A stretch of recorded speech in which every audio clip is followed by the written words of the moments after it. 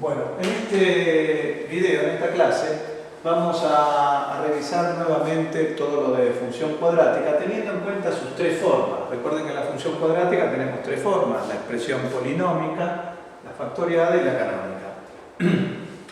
Tenemos esta función, que esta es la expresión polinómica. El a, el b y el c, los coeficientes del polinomio grado 2. Supongamos que queremos hacer el gráfico de esta función.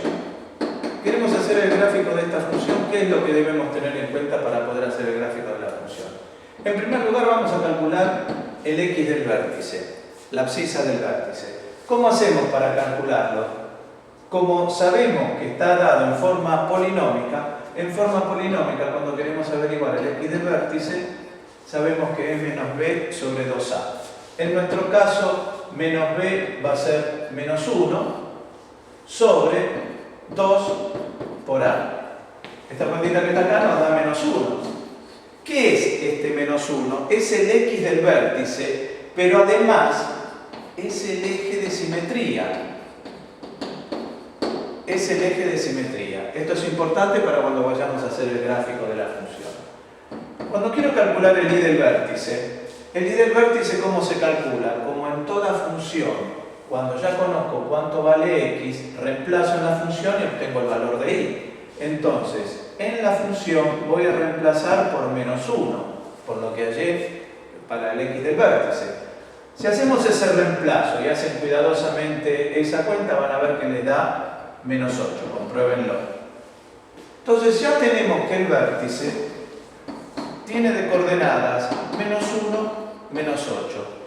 Cuando nosotros queremos venir a graficar esa función, es importante tener en cuenta el coeficiente a. El coeficiente a es mayor que 0, o sea, es positivo, es un medio, ¿sí? 0,5. Entonces, ¿qué quiere decir? Entonces quiere decir que la parábola, la curva, tiene concavidad positiva, está contenta. Esto nos ayuda ahora porque el gráfico, con esto solo, ya podemos hacer un muy buen gráfico de la parábola. Fíjense cómo haríamos para el gráfico de esta función. Representamos eje x, eje y. Sabemos que el vértice, vimos recién que está en menos 1, menos 8, pero el eje de simetría es menos 1. ¿Qué quiere decir eso? Que en menos 1 yo puedo dibujar toda esta línea punteada, que es la columna vertebral de la parábola, es el eje de simetría. Está en menos 1 y el vértice está ubicado en menos 1 de x y menos 8 del y. Entonces quiere decir que ahí tengo el vértice. Al tener ahí el vértice y saber que la parábola tiene concavidad positiva, yo ya puedo dibujar que aproximadamente esa parábola tendrá esta forma. Ahí me quedará dibujada la parábola. Fíjense que ni hablé de los cortes con los ejes, porque ahora, si yo quiero averiguar los cortes con los ejes, ¿sí? Fíjense que, salvo la referencia del vértice, mi gráfico no tiene otras referencias. Para averiguar los cortes, si yo quiero saber dónde corta el eje X son las raíces, ¿sí? Está a la altura 0 de y. Es por eso que siempre hacíamos, al querer resolver esas ecuaciones, igualar a 0. Si igualo a 0 esto, me va a quedar, se los hago muy rápidamente, pero ustedes háganlo y revísenlo. Esto les va a quedar menos 1 más menos raíz cuadrada. Acá va a quedar 16 sobre 2 por 1 medio.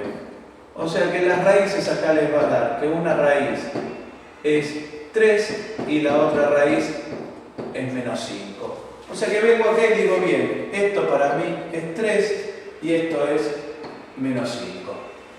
Y por último, para saber dónde corta el eje y, en toda función, cuando quiero saber dónde corta el eje y, ¿qué tengo que hacer? X tiene que valer 0. Tengo que reemplazar x por 0. Por eso decíamos que la forma polinómica, si reemplazo por 0, ¿qué me queda? En término independiente. O sea que la forma polinómica siempre me está regalando dónde corta el eje y. Que en este caso, el eje y, ¿dónde lo va a cortar? En menos 15 medios. O sea, 7,5. Ahí me está diciendo dónde corta el eje Y. Pregunta importante, ya tengo los cortes, tengo el gráfico. Si quiero saber el rango de esta función, ¿cuál es el rango de esta función? La función se describe, su gráfico, desde -8, recuerden que para el rango tengo que mirar el eje de las ordenadas, desde -8 para arriba. O sea que será desde -8 con corchetes hacia infinito, abierto. Ese será el rango de la función. Ahora bien, suponemos que tenemos esta función y nos dicen bien, expresarla en sus otras dos formas.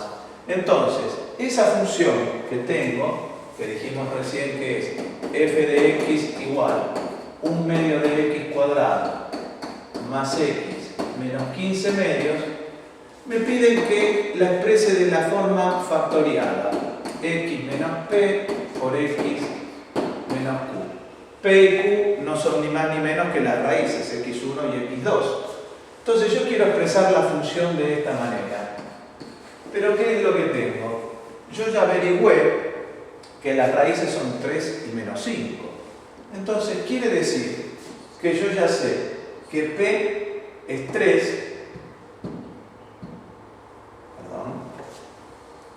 suele ocurrir, quiere decir que P es 3 y que Q es menos 5. Entonces el A es el mismo coeficiente A. El A es un medio. Entonces, ¿qué es lo que haré para encontrar la función en su forma factoriada?